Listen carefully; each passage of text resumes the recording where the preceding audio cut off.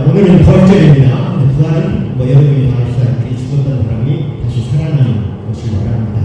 그래서 우리 안에 예수의 생명이 있으면 우리는 죽어도 살고 살아도 살고. 자, 쉬운 예로 닭은 두 번 태어나죠.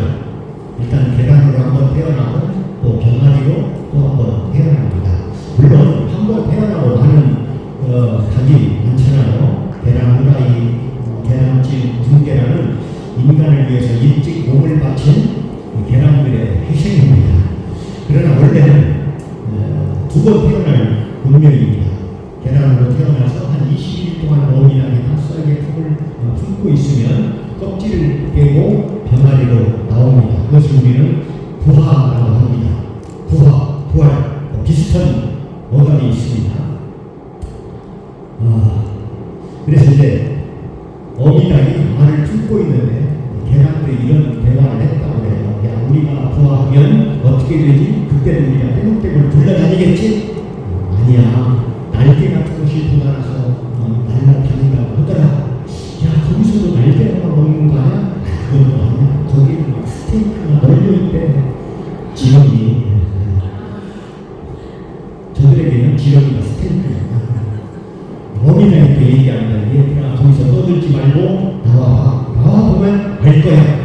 그 알 속에서 아무리 떠들어도 너희들은 이 세상의 아름다움을 볼 수 없단다. 근데 아줌마는 누구예요? 나는 너희들의 애입니다. 너희들 엄마니까 내가 너희들을 이렇게 품고 있지. 그렇지 않으면 내가 이 고생하고 있냐? 자, 그렇습니다.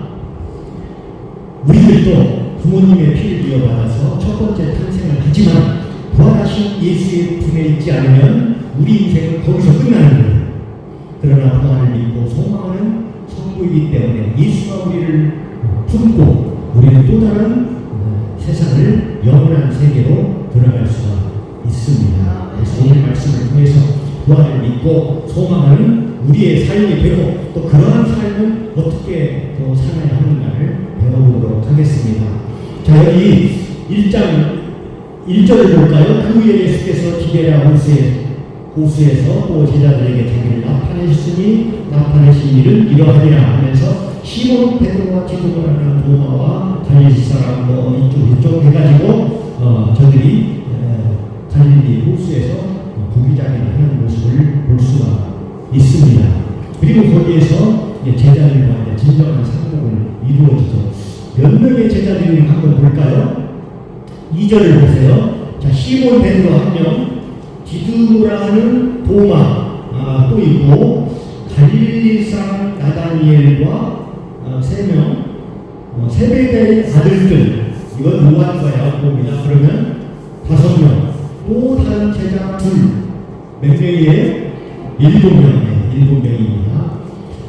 그러니까 12명 중에 1명은 이미 탈락했고, 그래서 4명 빼고 7명이 모여서 고기를 잡고 있는 거예요. 그래서 여러분, 여기 20장에 보면 이미 제자들은 부활하신 예수를 만났습니다. 자, 그것은 무엇을 얘기할까요? 제자들은 지금 물고기 잡고 있을 때가 아니에요. 실은 뭐냐면 물고기 잡는 어부가 되면 안 되고 사람을 낚는 어부가 되어야 합니다. 그럼에도 불구하고 저들이 갈릴리에서 고기 잡을 일을 하고 있는 이유는 무엇일까요? 그러니까 달마가 서쪽으로 가는 까닭은 아니고 제자들이 갈릴리로 간 까닭은 이겁니다. 주님을 이제 한번 만났잖아요. 예루살렘에서. 그 다음에 제자들이 그 이후에 또 주님이 보이지 않자 그런 생각을 한 것 같습니다. 어떻게 주님을 다시 볼 수 있을까? 그때 과거에 예수님의 말씀이 생각이 납니다. 마태복음 26장 31절에 보면 예수님은 내가 부활한 후에 너희보다 먼저 갈릴리로 가겠다. 그 말씀이 생각이 나서 제자들이 부진하게 예루살렘을 따라 갈릴리로 갔던 것입니다. 그런데 왜 주님은 예루살렘이 아닌 갈릴리에서 만나겠다고 했을까요? 갈릴리는 그들의 믿음의 꿈이 잉태된 믿음의 고향이었습니다. 그곳에서 그들은 처음 예수를 만나서 복음에 대한 꿈을 가지고 있었던 거예요. 그래서 그 꿈을 이루고 사명을 새롭게 주려고 주님은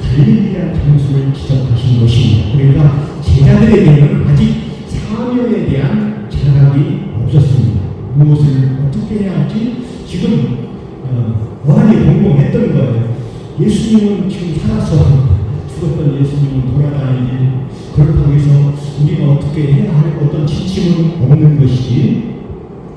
그러던 중에도 현실적인 문제가 있습니다. 가난한 동네에서 멀쩡한 장정들이 허구날 빈둥거리면서 놀고 먹을 수만은 없지 않습니까? 일단 먹어야 합니다.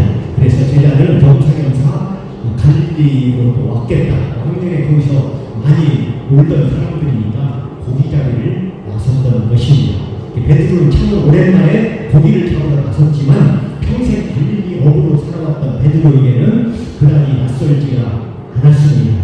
옛날 시절이 다시 나온 것이죠. 그런데 물고기들이 안 도와줬던 거예요. 아니, 베드로와 물고기들이 오랜만에 상복을 했으면 반가워서라도 몇 마리 이렇게 잡혀줘야 하는데, 근데 솔직히 물고기들이 반가운 일이 없죠. 저놈들 또 왔다, 우리 술자 해가지고 그런지 몰라도 잘 안 잡혔습니다. 그래서 7명의 그 베테랑 제자들 어부들이 밤새도록 고기를 잡았음에도 불구하고 한 마리도 못 잡았습니다. 그런데 그게 맞아요. 왜냐하면 앞으로 이제 사명자의 길을 가라는데 물고기가 그날 많이 잡히면 어떤 일이 벌어질까요?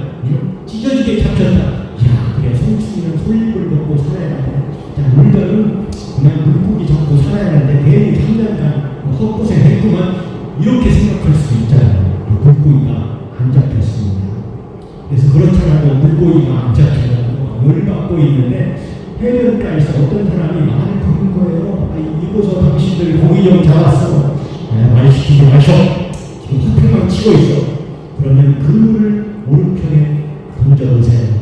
아니, 왼편에 던져서 안 잡혔으면 그 옆에 없을 거 아니에요.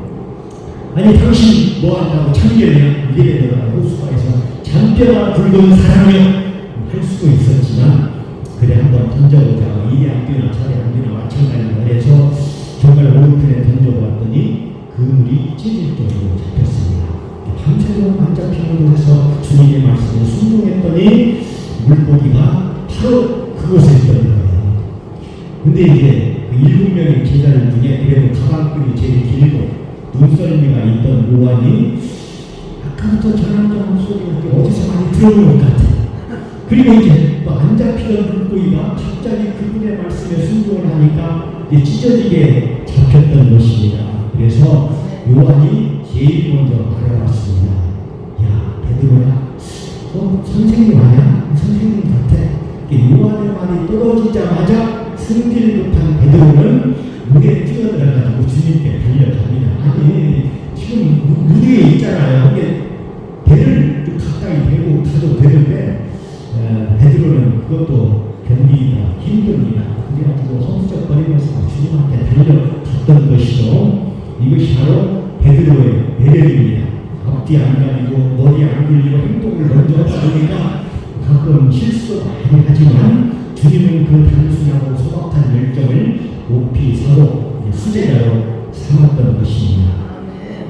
자, 이렇게 해서 세 번째 만남이 이루어졌어요. 그런데 이제 지난번에 만남과는 다릅니다. 지난번에는 주님이 나타나셔서 나는 부활해, 나는 살았다, 이렇게 어떤 팩트만 보여주셨지만, 이번에 아예 주님은 무트로 올라온 베드로와 제자들을 맞이하시고 생선을 부어서 상을 차리고 아예 같이 막 식사까지 하는 거예요.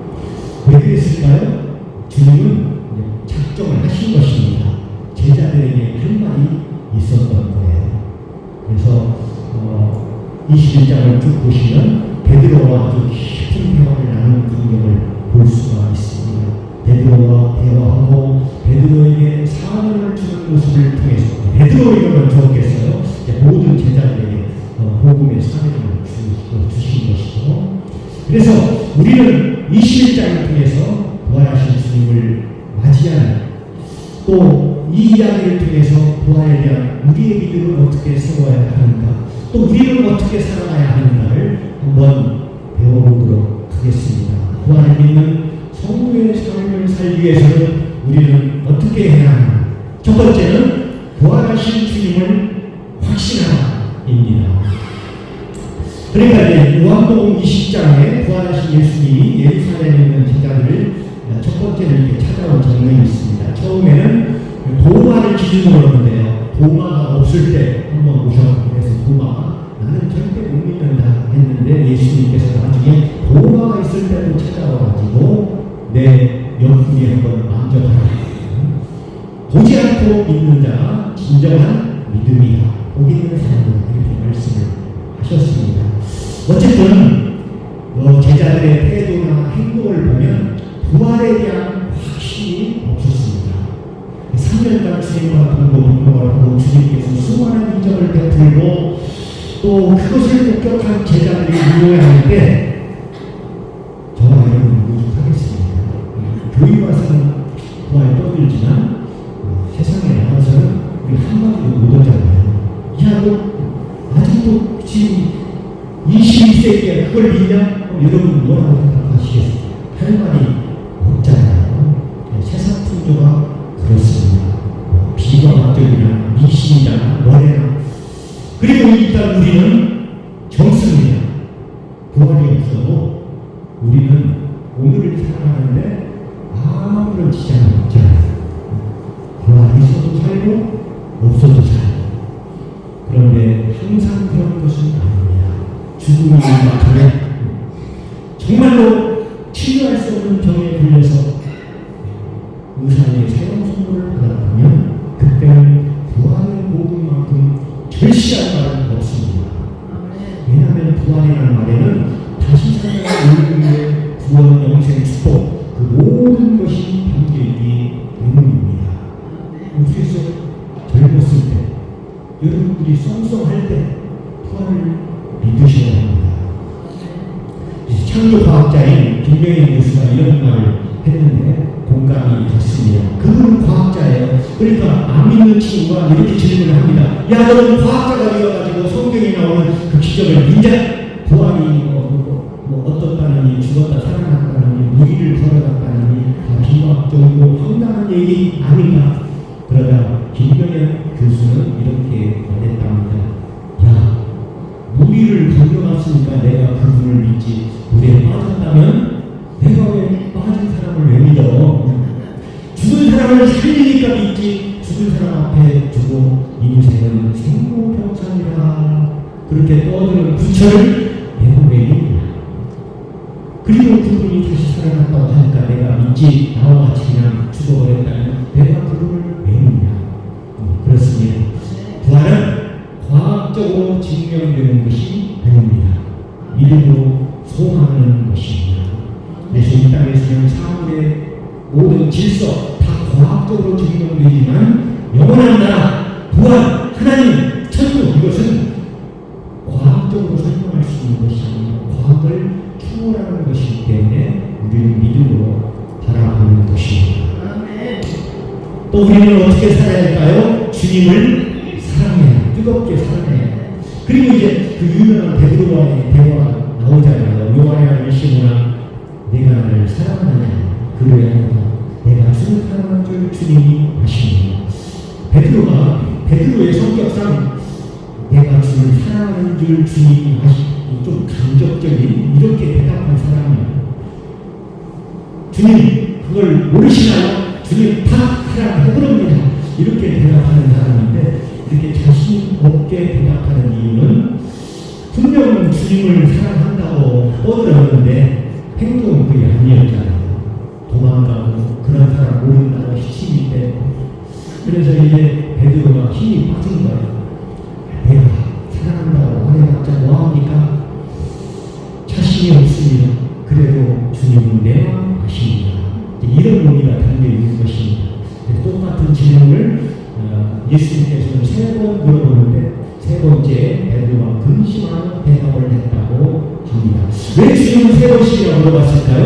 여러 가지 생각을 할 수가 있습니다. 3번 부인한 베드로에게 어떤 감정적인 책망이라고 이렇게 설명하는 사람도 있고 또 질문할 때마다 단어가 달렸다고 우리말에는 사랑 이렇게 나오지만 그리스 원어로는 필레오도 있고 아가페도 있고 필레오는 진짜 부정적인 사랑이고 아가페는 절대적인 사랑 부모님이 또 하나님이 우리를 사랑하는 신적인 사랑이라고 합니다.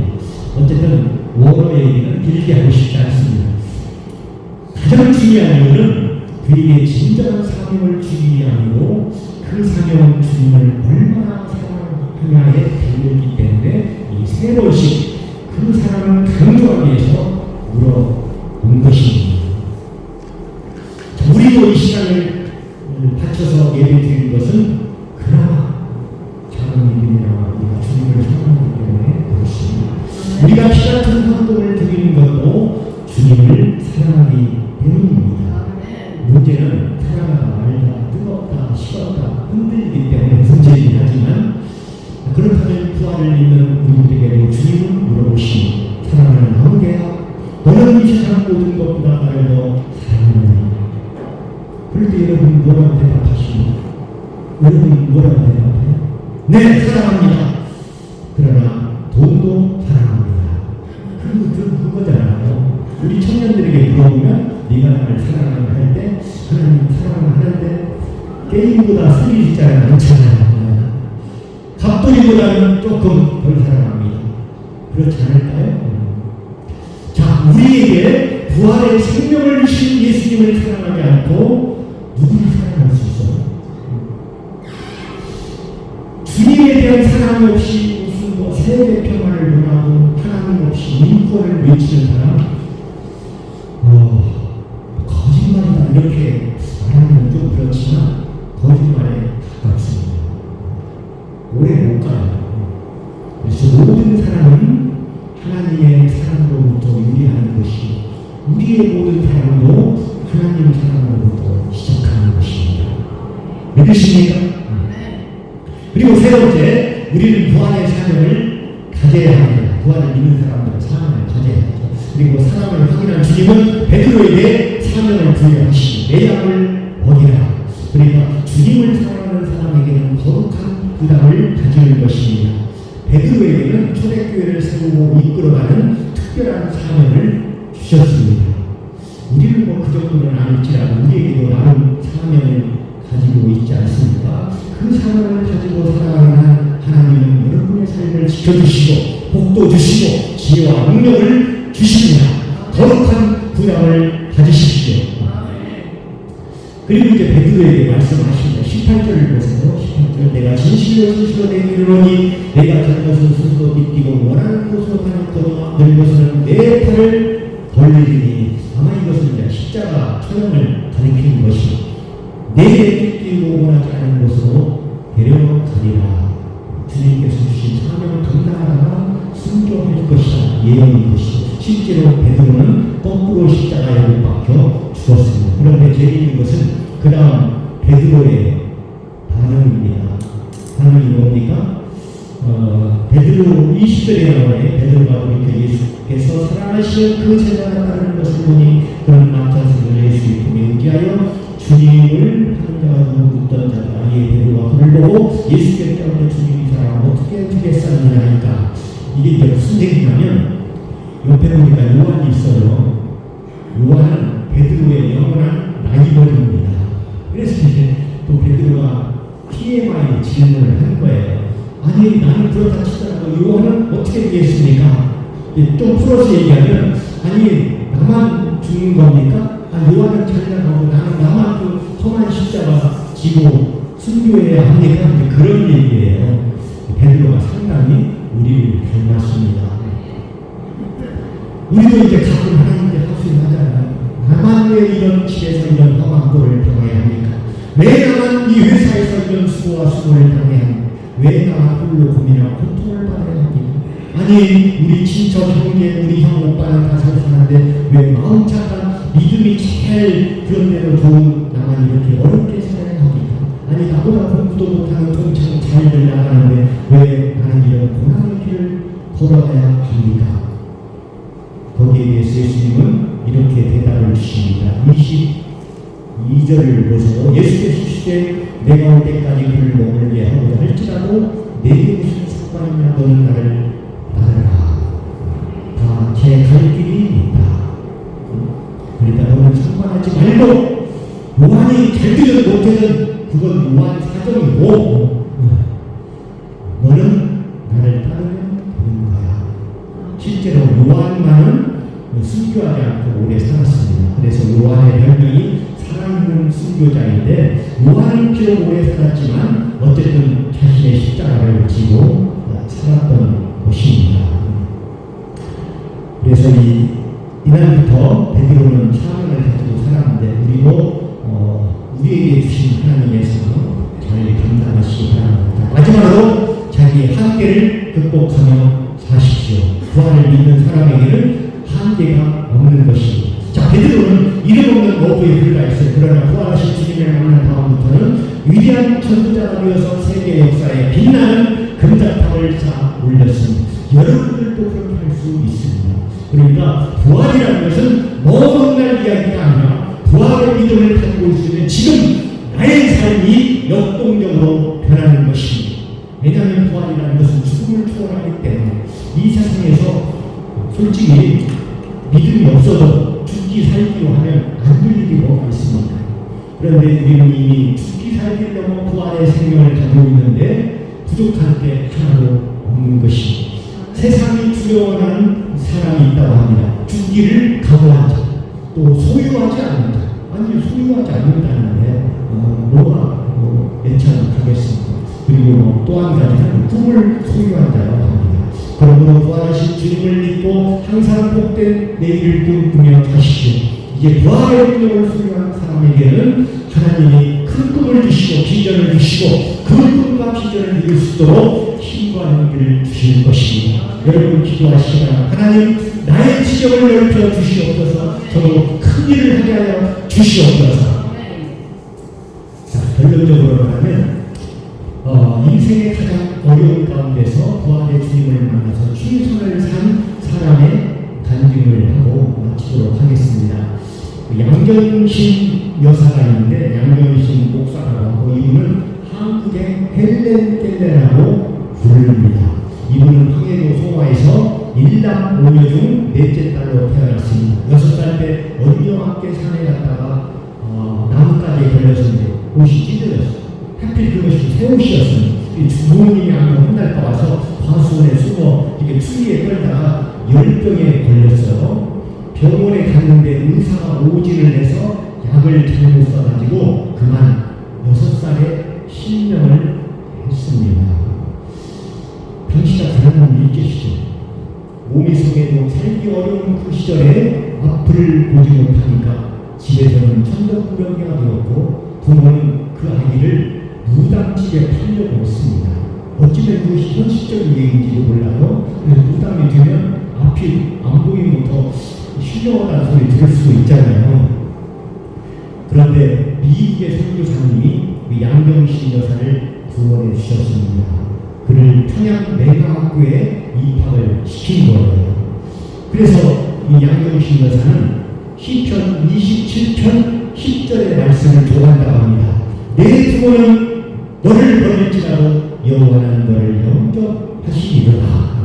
그래서 이분이 독학으로 정자 그 당시 평양 수의 여부를 졸업을 하고 1944년 일본 오사카에 있는 미시마 의학전문학교에 유학을 타고 한국 최초의 여자 의사가 되었고, 나중에 메이 여자 목사 1호가 되어서 많은 활동을 하신 분이에요.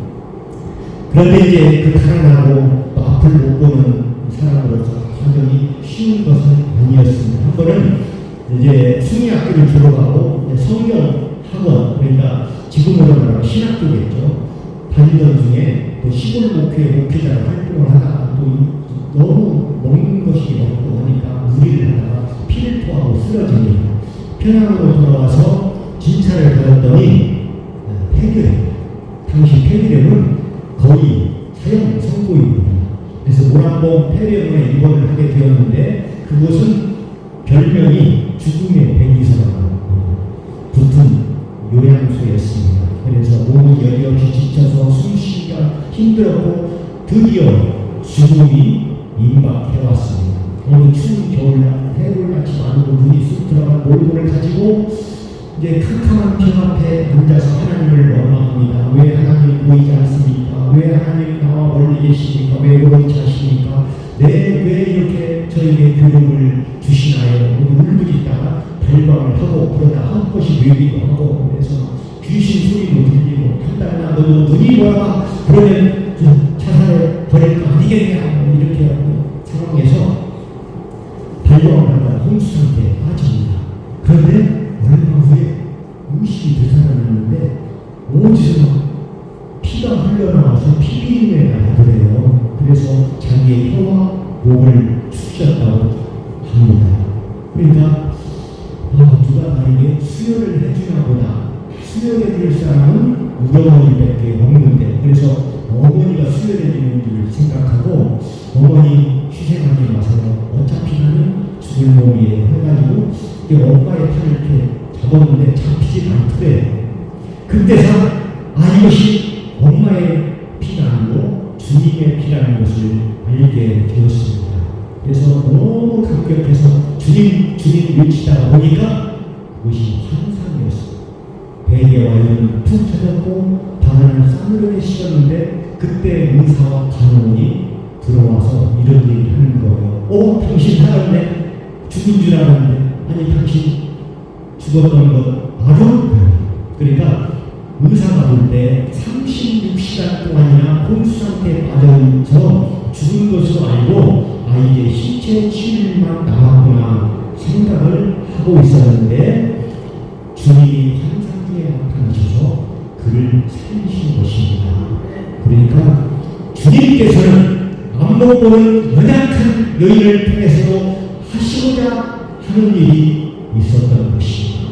하나님의 놀라운 계획이 있었던 것이 이렇게 끝이 나와서 하나님께서 그에게 예정하신 사역의 길을 가게 하신 것입니다. 그래서 정말 우리나라에서 많은 일을 하신 한국의 헬렌 교사라고 불릴 정도입니다. 자, 여기서 우리가 알 점은 뭐냐면 부활의 주님을 만나면 앞을 못 보는 힘 연약한 여인도 큰 일을 할 수 있지만 주님을 만나지 못하는 내가 돈이 많고 젊고 건전한 사람이라도 아무 일도 일어나지 않습니다. 내가 예수를 믿고 부활하신 예수님이 우리 인생에 들어오시면 우리의 삶이 변할 수밖에 없는 거예요. 우리의 삶이 변하지 않는다면 내가 주님을 믿지 않든지 믿는 다할지라도 확신하지 못하는 둘 중 하나인 것입니다. 부활절 맞아 오늘부터 여러분의 삶에서 부활의 기쁨이 넘쳐나기를 소원합니다. 그래서 하나님께서 여러분에게 주신 사명 잘 감당하며 오늘 하루를 사는 또 1년을 사는 저와 여러분이 되기를 주의 이름으로 축원합니다. 기도하겠습니다.